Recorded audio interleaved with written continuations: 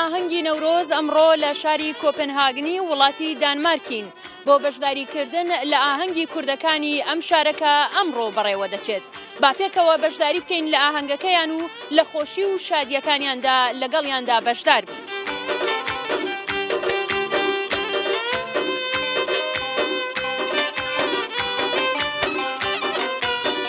کوردەکان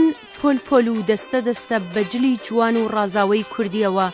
بەرەو شوێنی ئاهەنگەکە دەهاتن و بە کەیفخۆشی و بە بزەی پێکەنین لەسەر لێوەوە پیرۆزبایی نەورۆز و نوێبوونەوەی ساڵی کوردیان لە یەک دەکرد. تاڵی و ناخۆشی و سەختیەکانی ساڵی ڕابردوویان وەلادەنا.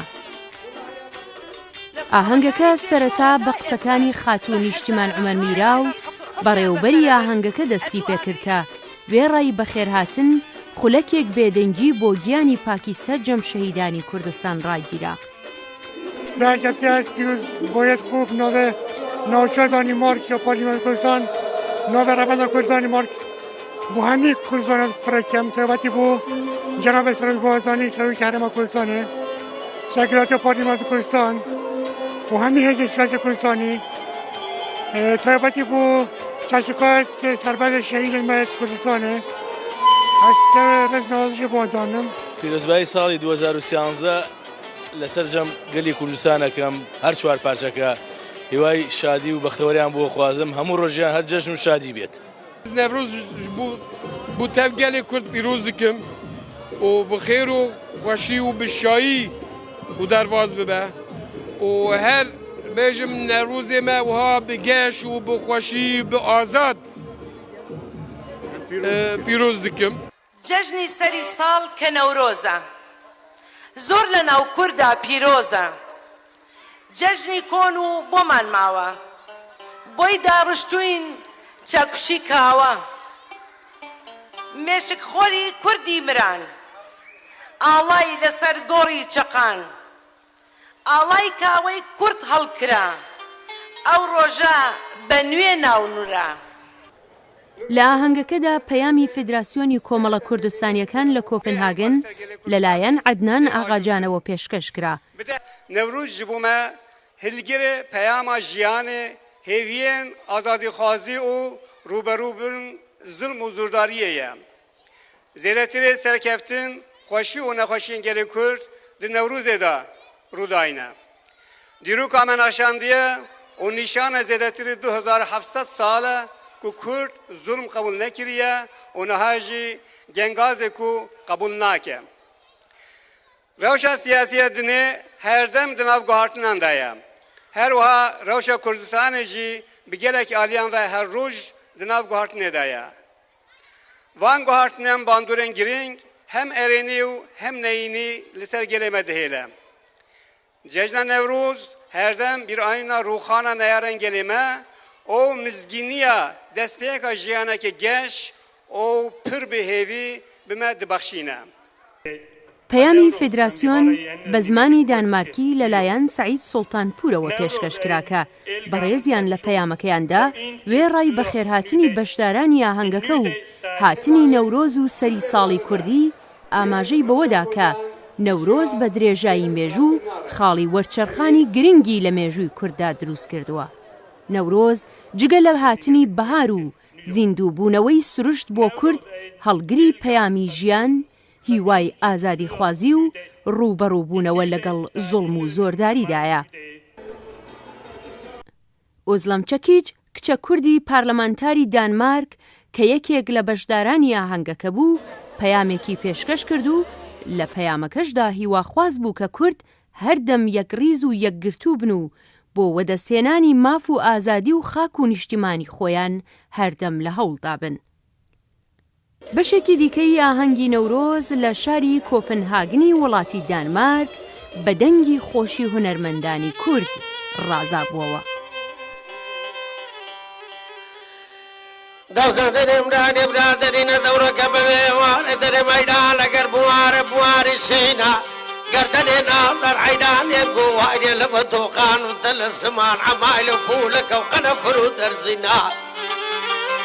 ئەمن دوورێ ئەوارێ لە زارێ کۆرانێ گەیشت بە نادار عەیدانێ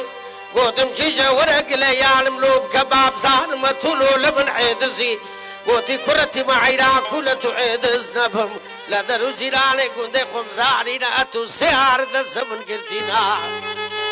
قوتم جيجا بخواب بيغمبر الراز زدرو ديدانينا من سيارم لزدو قرتينا يار كان أصدي خوبي ورابينا شويزستانا كل درود ريجا يا كلو دكما بكار كرا والدي كلو دكما لانا يا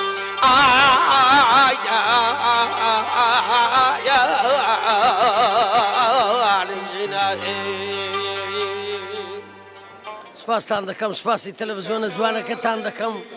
هیوای خۆشیتان و دەخوازم جەژنە پیرۆزە لە هەموو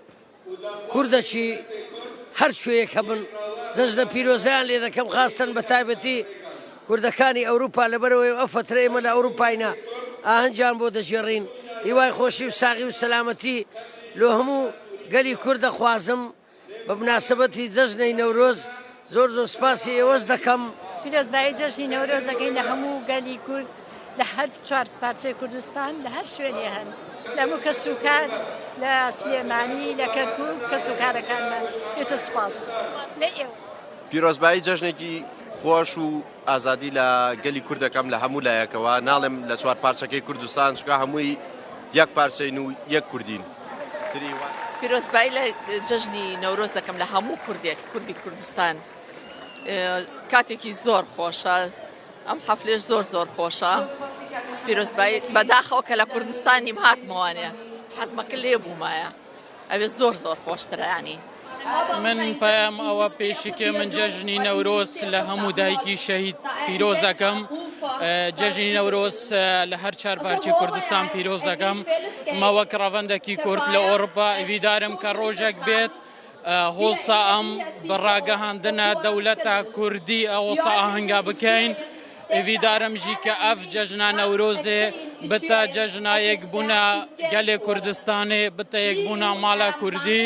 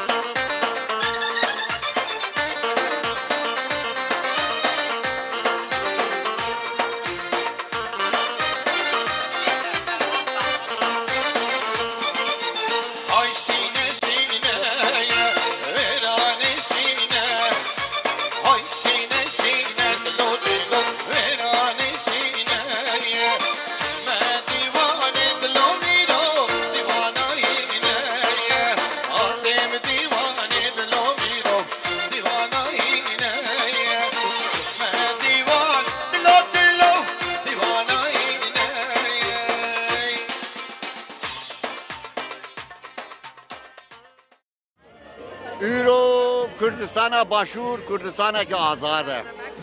Kurdistana küçük, evji nöziki azadi ketiye. Kurdistana rojhilat, hiç çi dengu sevda ve tuneye. Kurdistana Bakur,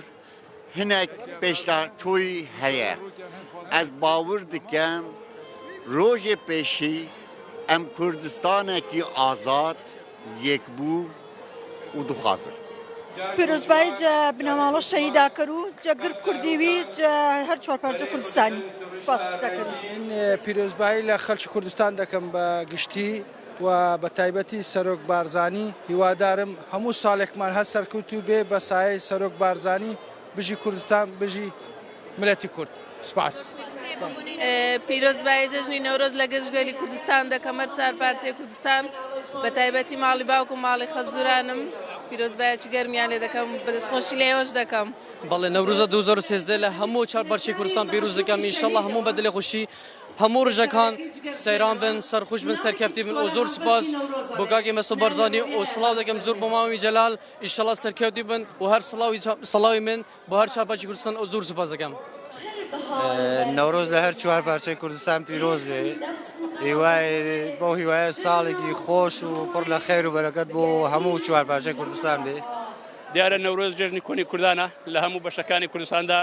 نەورۆزەی کورد بە تایبەتی نەورۆزە خوێناوەکانیم بەناوبانگە هەر لە سنەی ڕابگرێتە کەرکووک تا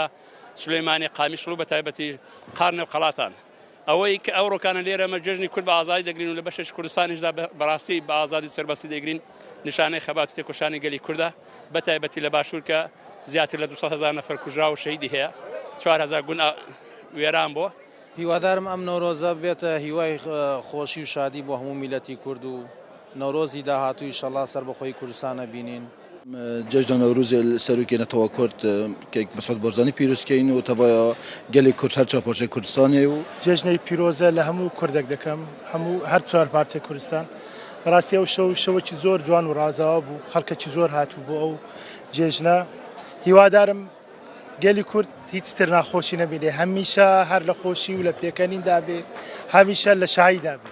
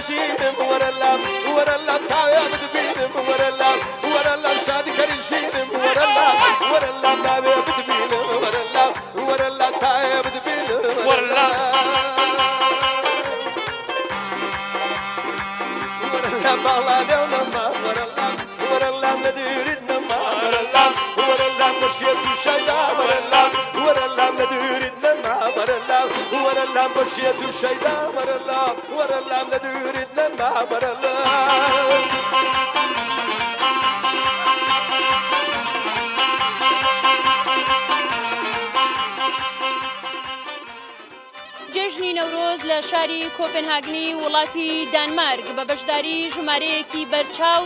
لە کوردەکانی دانیشتووی ئەم شارە و دەوروبەری هەروەک بینیتان و هەروەها ژمارەیەک لە هونەرمەندانی دەنگخۆشی کورد بەڕێوەچوو هەموو بەشدارانی ئەم ئاهەنگە و هونەرمەندانیش هیواخواز بوون کە گەلی کورد هەردەم بە یەکگرتوویی و بە یەکڕیزی ئاهەنگ و بۆنە و خۆشیەکانی بەڕێوە ببات.